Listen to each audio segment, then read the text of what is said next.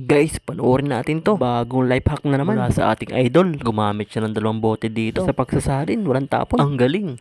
Dito naman, kumuha siya ng cutter tapos nilagyan niya ng glue tapos lalagyan niya ng magnet. Para nga naman pag pencil mo, bumabalik. Nice, nice. Ang galing.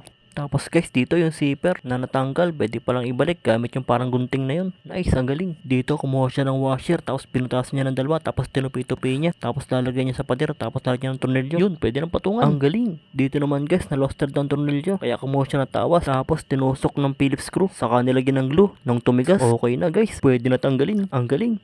Dito naman guys, kakaibang trick naman ang gagawin ng ating idol. Yung wire na nabalatan, lalagyan niya ng balat. Gamit lang yung plastic na natunaw. Nice, ang galing. Dito naman guys, nilagyan niya ng tornilyo yung dulo ng bote. Tapos ibinaw niya, tapos pinutol niya. Bote pala yun ng langis na panlagay sa kadena ng kanyang bike. Nice, konti nalabas. Ang galing. Dito naman, bumbilya na nabasag pero hindi niya matanggal.